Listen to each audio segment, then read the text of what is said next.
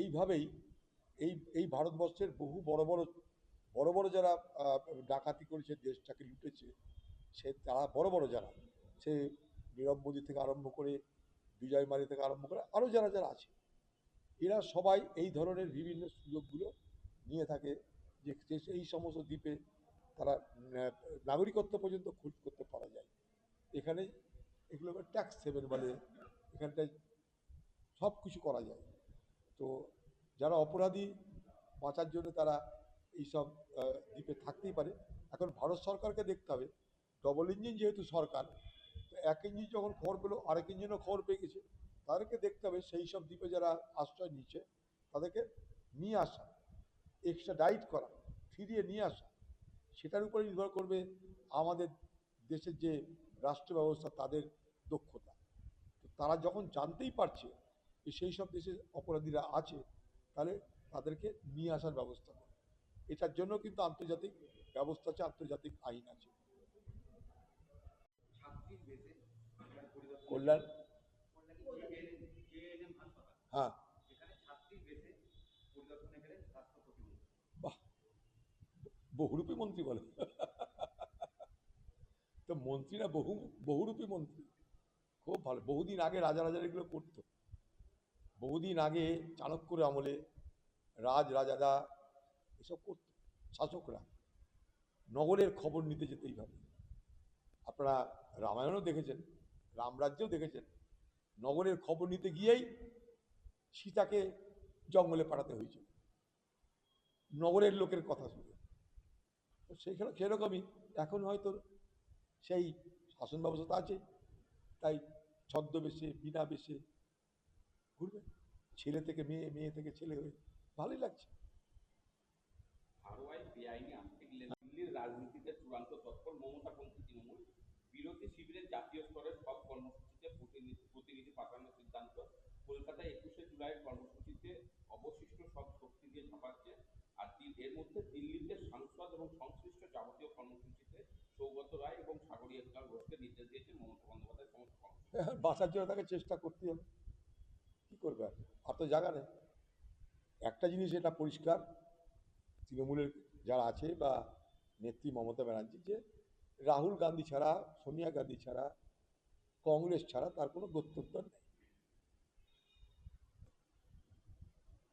অনুপ্রবেশ ও রোহিঙ্গাদের ভারতে এনে অর্থের বিনিময়ে ভারতীয় নথি পাইয়ে দেওয়ার চক্র আরও বিরুদ্ধে তদন্ত শুরু করে উত্তরপ্রদেশ এটিএস। টেরর ফান্ডিং ও অবৈধ পাচারের তদন্তে দেশ জুড়ে 13 জায়গায় তল্লাশি ইডি। তল্লাশি অভিযান কলকাতা, উত্তর 24 পরগনা ও মুর্শিদাবাদে। হচ্ছে তো বহুত কিছু, কাজের কাজ কি হচ্ছে আমি জানি না।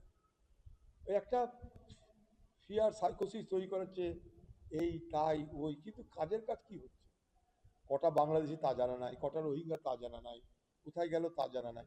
আসতে পারে, কিন্তু তাদের জন্য তো আমাদের ভারতবর্ষের গোয়েন্দা বিভাগ তৎপর থাকা উচিত, আমাদের খবরাখবর আরও বেশি থাকা উচিত, সেই পরিকাঠামো আরও দক্ষ যোগ্য হওয়া উচিত।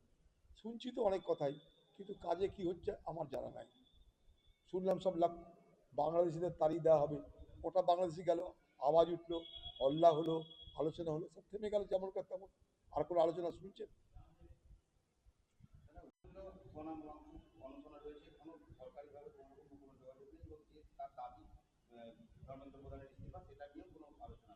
একটা খুব স্বৈরাচারী মানসিকতার প্রকাশ পাচ্ছে এগুলো। যা খুশি করো, পরোয়া করি না, কারণ আমাদের হাতে সরকার আছে, আমাদের অন্য দল ভাঙিয়ে সরকার পরিচালনা করার ক্ষমতা আছে, আমরা যা খুশি তাই করতে পারি। অতএব এখানে প্রতিবাদ, প্রতিরোধ, এগুলোর কোনো মূল্য নেই, এগুলো মূল্য নেই। একবার তো আলোচনা করতে যেতেই পারতো। এখন ব্যাপার হচ্ছে যে সব কিছু নির্ভর করে ভোট ব্যাংকের উপরে। যখন কিষাণ আন্দোলন হয়েছিল তখন বারবার করে যেতে হয়েছিল, কারণ ভোটের ব্যাপার ছিল। সোনাম ওয়াকচুক একটা লাদাখের লোক, সেই আর কি করবে, তাই তাকে পাত্তা দিচ্ছে না। খুব দুর্ভাগ্য এটা আমাদের দেশের জন্য।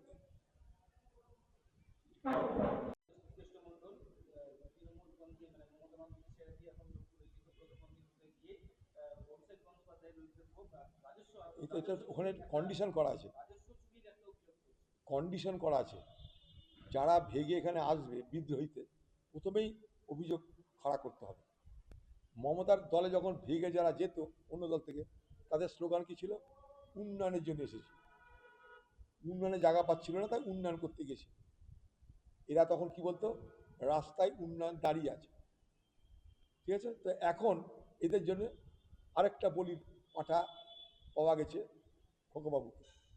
ঠিক আছে, তাকে এরা বাঁচিয়ে রাখবে, তাকে এরা কিছু করবে না, তাকে জিয়ে রাখবে, তবে না গাল দিতে সুবিধা হবে। জলের মধ্যে যেমন জিওল মাছ, শিঙি মাছকে আমরা জিয়ে রাখে খাই, জানতো, হাওয়া হয়ে গেলে তার গল্প শেষ। যতক্ষণ জীবিত ততক্ষণ এই তো জিওল মাছ, এই তো শিঙি মাছ।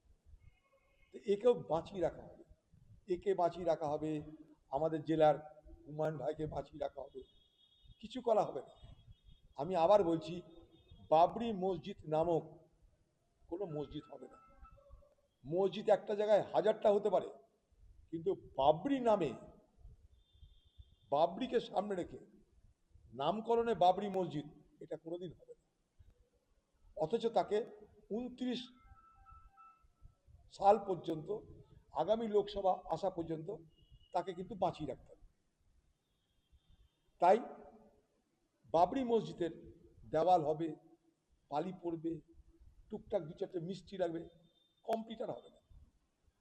কারণ মসজিদ করাটা ওখানে লক্ষ্য নাই, মসজিদ একটা জায়গায় হাজারটা হতে পারে, কারো কোনো আপত্তি নেই, কিন্তু বাবরি মসজিদ নাম দিয়ে মসজিদ হওয়া অসম্ভব। তার কারণ একটাই, যে ভারতবর্ষে বিজেপি ক্ষমতায় এসেছে বাবরি মসজিদ ধ্বংস করে রাম মন্দির বানিয়ে।